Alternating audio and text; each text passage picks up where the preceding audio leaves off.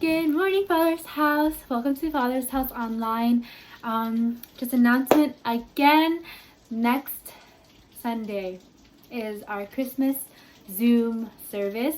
I hope to see you guys there.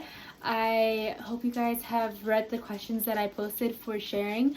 I encourage you guys to share because why not? It's Christmas and we haven't seen each other in so long, and I think it's so important as a church that we stay connected in this way. And so I'm going to send the questions to you guys again this week, but please read the questions and prepare and intentionally take time, because if you didn't spend time with God at all this entire year, this is your moment. This is your time to spend time with Jesus and reflect on your year. I hope to see you guys there. And even if you didn't sign up for the present exchange and gingerbread house making thing, you guys can still come and enjoy and have fun. Everyone is welcomed, obviously. But I hope to see you guys there, and I hope you have a great Christmas week. See you guys soon. Bye. Hey, Father's House. Hope you all are doing well today. In light of the season, in light of Christmas, I wanted to share on the topic of joy. When I think of the word joy, and you guys can comment down below what comes to mind when you think of joy. But when I think of joy, I think of happiness. I think of happy kids. I think of Christmas morning, rainbows, sunshine, puppies. But the other week, Brandon led Fish Sticks, and we watched a video on the topic of joy from the Bible Project. And they shared a unique perspective on joy. And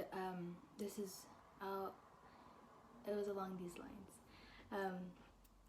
So they shared, when we have faith in Jesus, joy becomes an attitude that we adopt, not because of happy circumstances, but because of our hope in God's love and promise. And with that, they shared the story of the Israelites and how they had joy in the wilderness. When the Israelites were escaping, even though it was hard, they rejoiced.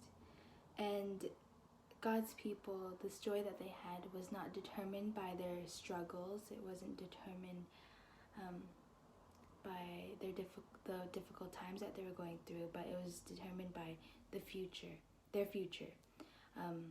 that God promised them, the promised land, God's covenant for them. And I find it cool because I always thought that joy was a feeling that we felt.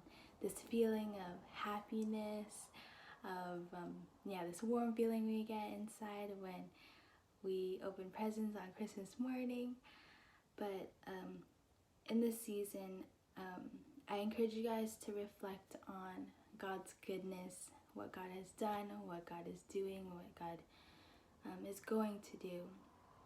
Reflect on the birth of Jesus, especially. And be joyful in not what is around you, not the obvious, but reflect on the goodness of God. Be joyful not in your current circumstances, but in the things that Jesus has done. My prayer this week is for us to look away from ourselves and our circumstances and look at Jesus for joy. Because if we look at what's going on in our lives for this feeling of joy, it'd just be up and down and up and down and up and down. Circumstances change, but God stays the same. Is that a saying?